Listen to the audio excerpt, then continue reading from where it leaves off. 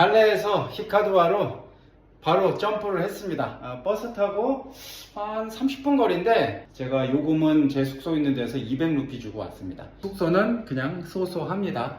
화장실은 안 보여드릴래요. 이번 스리랑카 여행의 최악의 변기를 만났거든요. 그래서 위생상 안 보여드리도록 하겠습니다. 아무래도 이런 해변 휴양 도시 같은 데들은 물가들이 조금 비싸요. 방값도 조금 비싼 경향이 없지 않아 있는데 그래도 뭐 에어컨 나오는 방에 이 가격이면 준수하게 잡은 것 같습니다. 한 38,000원 2박 잡았으니까. 자, 그러면 이제 환복하고 나가서 바로 바다거북이 좀 제가 바로 보여드리겠습니다. 히카두아의 가장 핵심 포인트 바다거북이 지금 보러 좀 나가보겠습니다.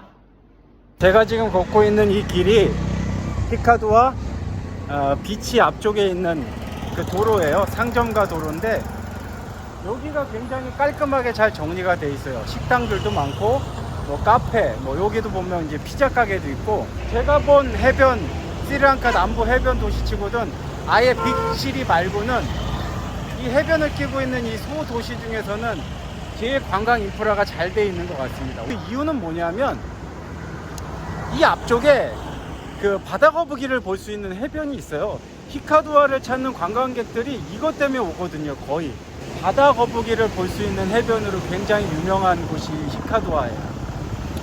저 앞에 있는 비치 이름 자체도 터틀비치입니다. 터틀비치. 바다거북이가 엄청 오니까 터틀비치겠죠. 그래서 제가 지금 터틀비치로 가서 바다거북이를 좀 보려고 합니다. 저도 바다거북이 보러 왔거든요.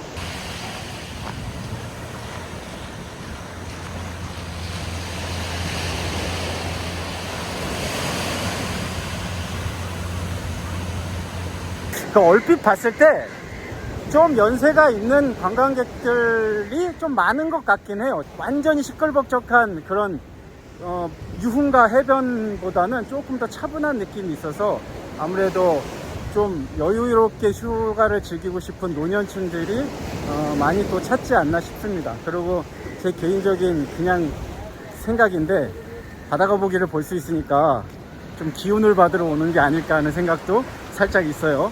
자, 이제 여기 바다거북이가 나오는 해변에 왔습니다. 저기 사람들이 335 막 몰려 있는 거 보니까 바다거북이가 출몰을 했나봐요. 오자마자 바로 바다거북이를 볼 수 있네요. 한번 가보겠습니다.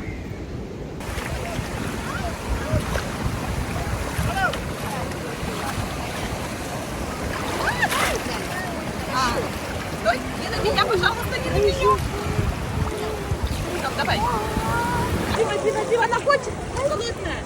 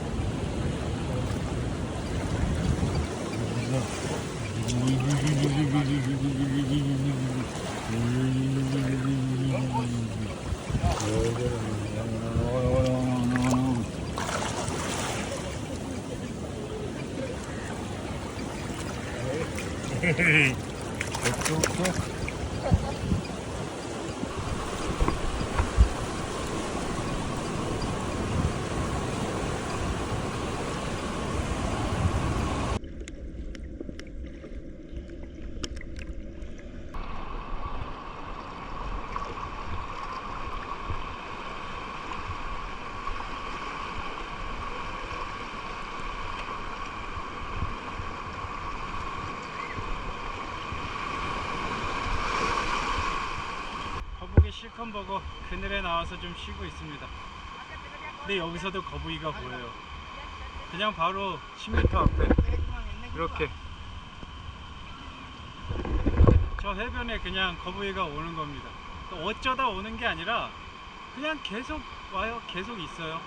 지금도 한 4-5마리 그 이상 요 해변가에 온 것만 4-5마리고 저기 조금 한 20m 정도 나가면은 그쪽에도 또 거북이들이 4마리가 있고. 그러니까 왜 그 터틀 비치라고 하는지 알겠습니다.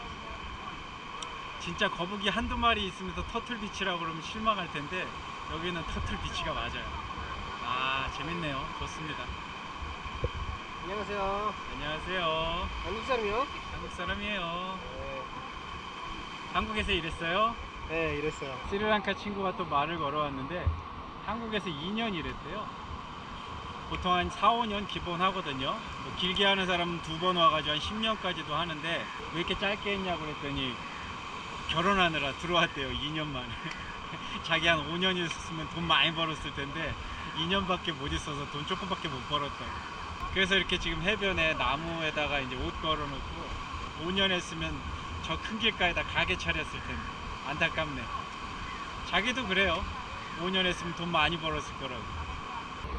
저처럼 서핑을 즐기지도 않고 막 수영, 해수욕을 막 즐기지도 않는 사람. 근데 이제 스리랑카에 왔어. 남부 해변을 왔어. 여기 이제 바다도 멋지고 해변도 멋있잖아요. 그 중에 하나를 고른다. 그럼 저는 히카두아를 추천하겠습니다. 히카두아. 여기가 짱이에요. 굳이 막 열심히 바다 수영하지 않아도 되고 굳이 서핑을 하지 않아도 그냥 여유롭게 이렇게 그늘에 앉아서 바다를 보면서 쉴 수 있고 그 바다에 바다 거북이가 있습니다. 아주 포인트를 뻑 찍어주는 바다 거북이가 있어서 바다 거북이하고 노는 것만 해도 시간이 지루하질 않아요. 저는 히카두아를 강력 추천합니다.